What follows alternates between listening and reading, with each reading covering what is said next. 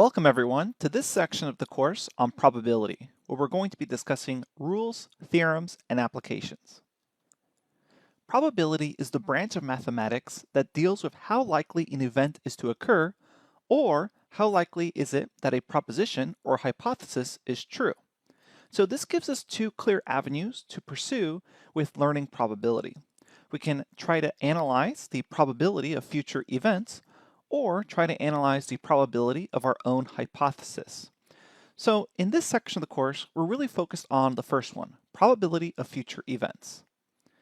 So we're going to focus on this first aspect, such as what are the odds of so-and-so or event X happening in the future.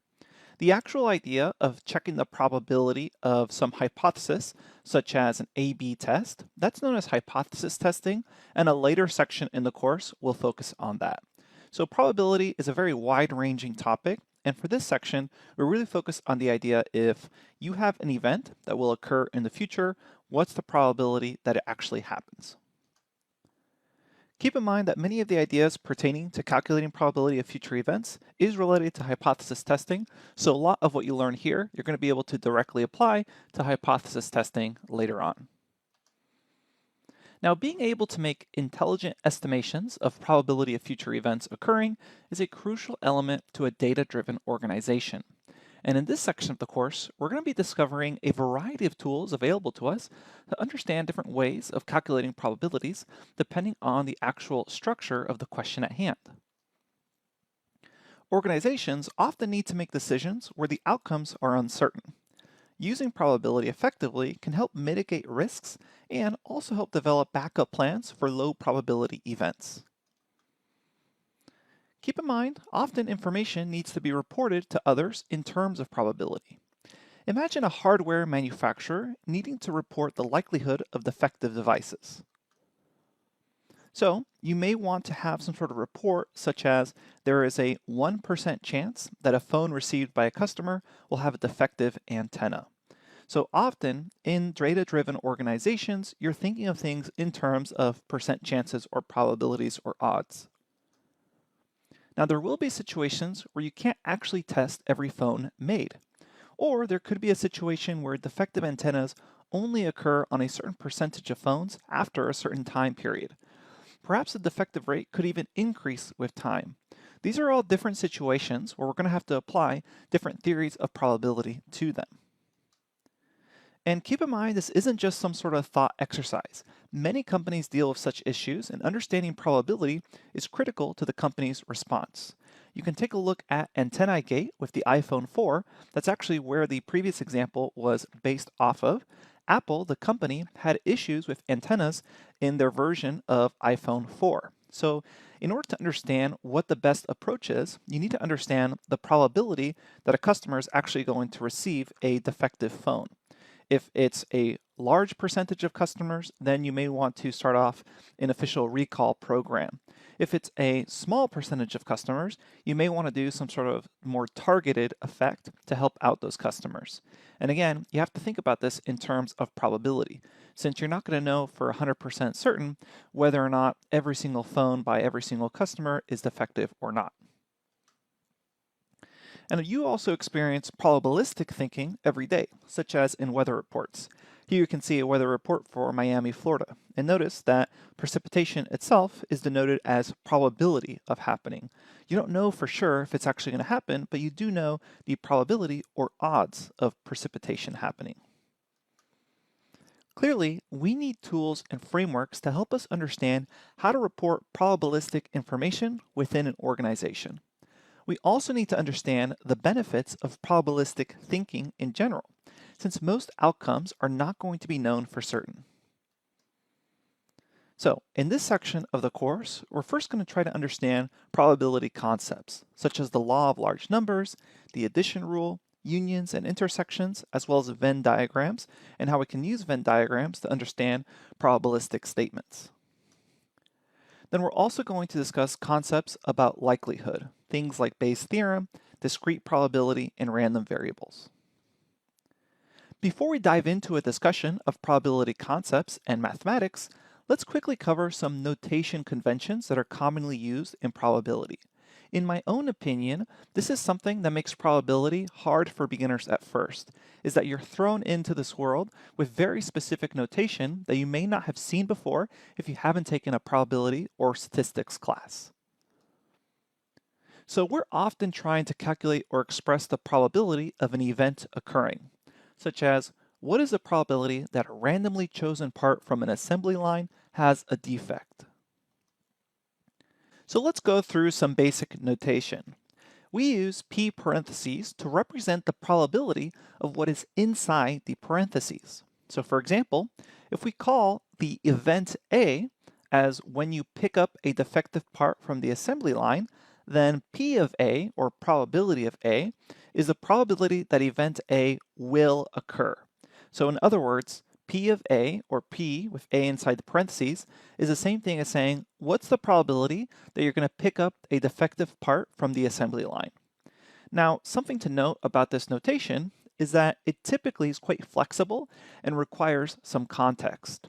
So I gave you the context that we knew event A occurring was the same as finding a defective part. That way I could just use the notation P of A. However, you're going to sometimes see more descriptive events. If you don't want to include the context that event A is equal to finding a defective part, you sometimes see people write an entire statement inside those parentheses or some sort of shortened version of the statement. So instead of P of A, where event A is finding a defective part, you may see actually someone write P of part defective, which is a little easier to read if you know some context, so it's probability of the part being defective. Now keep in mind, that's the same thing of P of A here if I define event A as finding a defective part. Clearly, to understand this notation, you need a little bit of context. You can't just say to someone, what's the probability of event A, without describing what event A is to begin with. Keep in mind, either way is okay, but you should also know that the nature of using probability means we're constantly analyzing different events. So be prepared to see different ways of indicating events inside P parentheses. We should also note the different ways of reporting probabilities. In mathematics, we commonly report a probability as a value between 0 and 1. 0 meaning the event will not occur, and 1 meaning the event will definitely occur. In business and common parlance, you often see these values translated to a percentage by multiplying by 100. And this allows you to report back a value between 0% and 100% rather than 0 to 1. However, for mathematical formulas, you should be using 0 and 1 instead of actual percentages. You typically don't report those percentages until you're discussing something like a decision maker or some sort of leadership position, or just general context throughout your organization. Mathematically speaking, we're pretty much always dealing with probability in terms of value between 0 and 1. Probabilities also have their complement counterpart. For example, if we said P of A is the probability of a defective part, then how could we describe the opposite, or the complement, that is, not finding a defective part? So picking up a piece of hardware from the assembly line and having it be okay, otherwise not defective. That opposite or counterpart is known officially as the complement probability. The typical notation for this is going to be P of A with an apostrophe, or P of A prime, where A prime is the complement event. You sometimes also see this notation as AC for the complement, where again, AC is the complement event, essentially the complement counterpart to event A. So if event A is finding a defective part, then the complement of A, either A prime or AC, is the probability of not finding a defective part. So again, the complement event A prime is the event A not occurring. Note that this thinking is really not just for events with binary outcome. So in the example we've been talking about, there's really only two possibilities for the piece of hardware. Either it's defective or not defective.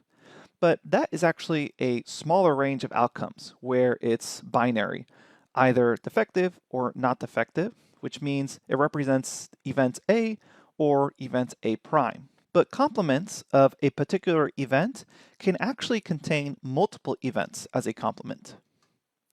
For example, Let's imagine we had a production line that was making t-shirts, and we had three sizes: small, medium, and large.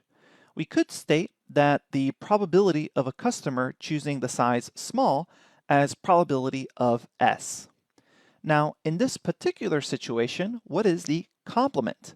That's the probability of a customer not choosing small, which actually means that the complement of probability of S, or P of S prime, means the customer chose a size medium or a size large.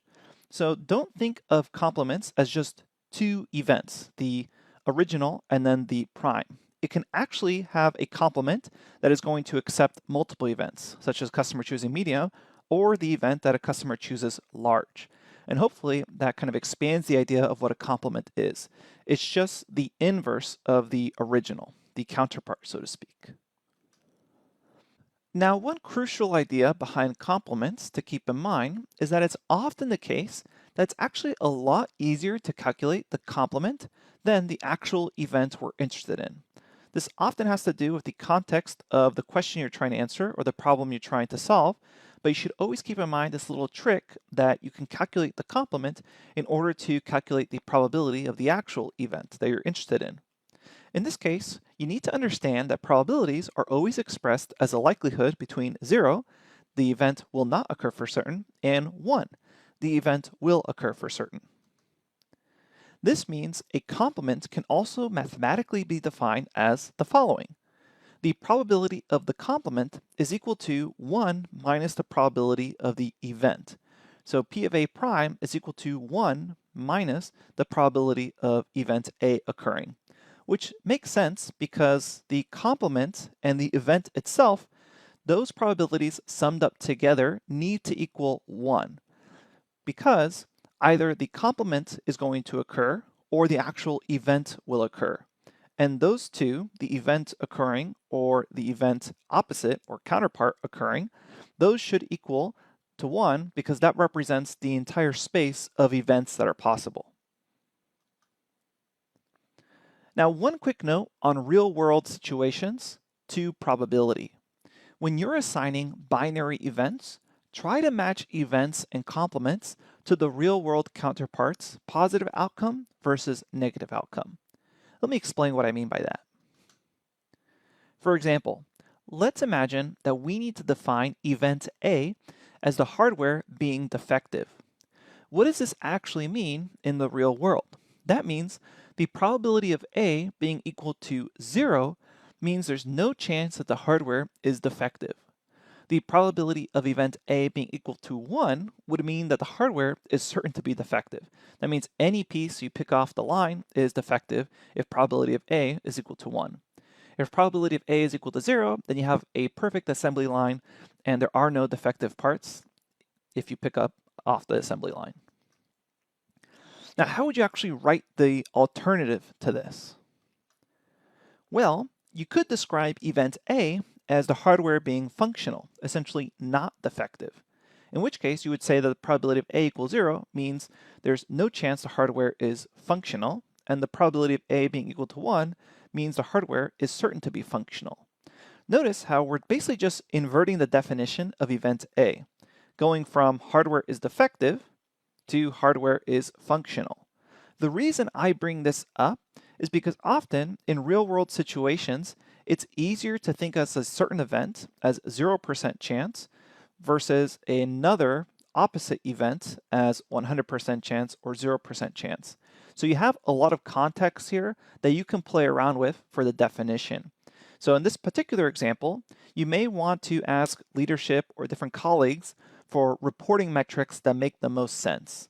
Does leadership or other colleagues want the percentages of probability to be reported for hardware that's defective or for hardware that is functional? One case may make more sense than the other. It's really up to you to define the event parameter and context to understand which reporting metric makes the most sense. Either is 100% correct. You just need to provide enough context to understand what the event actually is. You should try to choose this based on the situation and what reporting metrics make sense. In real-world situations, we often need to describe the probabilities based on multiple events. This includes concepts such as conditional probability, intersections, and unions. Let's explore the notation for these types of multiple event probabilities. Thinking back to our example of defective hardware, what if we had multiple events to consider? For example, what if there were multiple factories producing the same part, but the factories themselves had different quality assurance standards? So we now have two separate events. The event of picking a factory, and then the other separate event of then picking a part. Now you may be wondering, is it actually a separate event? Well, in this case, you could treat picking a part as conditional to picking a factory, since the probability of being defective could vary based on the actual factory that you chose. So you may find yourself going from the original question of what is the probability that a randomly chosen part from an assembly line has a defect to an expanded question. So what's the probability that a randomly chosen part from an assembly line has a defect given that it came from a specific factory, like factory number 2? Notice how the factory itself could be treated as an event, so choosing a particular factory. Again, this depends on the context of the scope of the question being asked. Do you actually have knowledge of what factory this came from, or are you just picking an assembly line at a particular factory? There are many real-world situations where you will discover that you want to calculate the probability of event A given the condition that event B has occurred, such as event A being a defective part and event B being a specific factory that was chosen. So where am I actually going with this? Well, there's a particular notation for what's known as conditional probability, where we're dealing with multiple events and we have a condition on them. So the formula or notation looks like the following: P of A given B. So the probability that event A will occur given that event B did occur. Note how this notation states that event B has in fact occurred. So we assume if event B has in fact occurred, what's now the probability of event A? So for example, if in fact you did choose a particular factory for event B, what's the probability of event A, a part being defective? And again, take a careful note that event A and event B shown here are really just placeholders. And just like before, you may see them swapped out for other variables in the real world, but the logic and statement of the notation actually remains. So we could say the probability that event X will occur given that event Y occurred. So you can swap these out for any sort of variable you want as a placeholder. Just note that the notation doesn't change. It's probability that event X will occur given that event Y has occurred. So in other words, if we were to really spell this out, it's the probability that this blue event will occur given the fact that this red event has in fact occurred.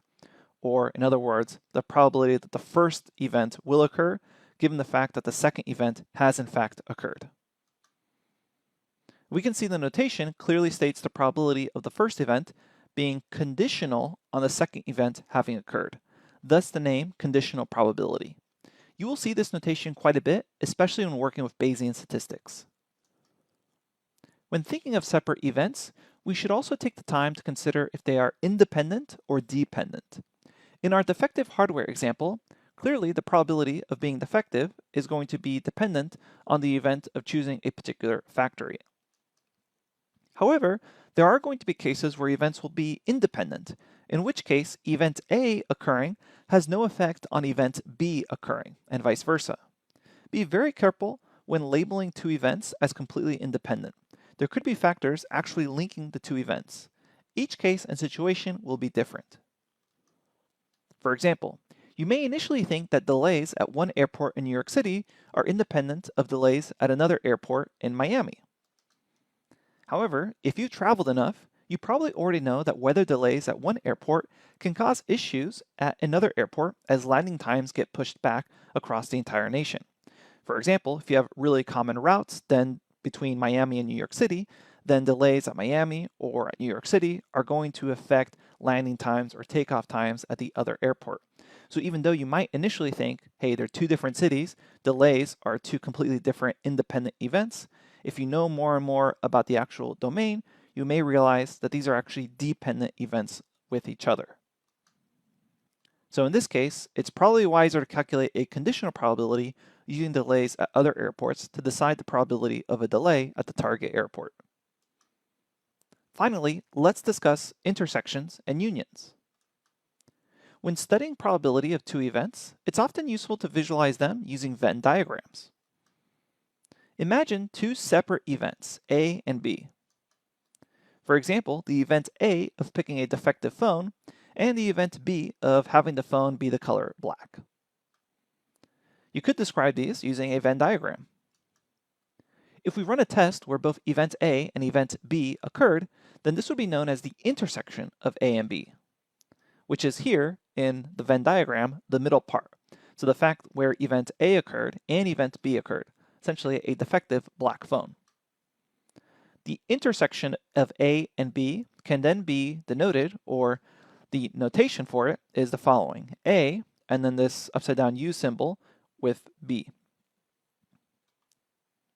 Intersections can also help us mathematically define mutually exclusive events, meaning they have no elements in common and cannot both occur at the same time. This is the first image that we actually showed, where the circles are not touching, showing an intersection is 0. That makes sense because there should be no overlap between event A and event B if they are completely mutually exclusive. So there's no elements in common and they cannot both occur at the same time, meaning an intersection is impossible. So mutually exclusive events A and B would be defined as the following notation, where you have an intersection equal to 0, meaning there's not going to be a situation that's possible for both event A and event B to occur. So maybe event A is going to be the fact that it's nighttime, and event B could be the fact that it's daytime. There's no intersection where it's both night and day. A union of events can then describe the collection of all outcomes. So you have only event A occurring, only event B occurring, or both event A and B occurring. The union of A and B can then be denoted with the following notation: A, and then this one's easier to remember with U for union, and then B. Now that we understand the basic notation, let's start diving into some more probability topics in a lot more detail. Use these slides as a reference for the notation and how to read it when we learn about more complex probability statements. We'll see you at the next lecture.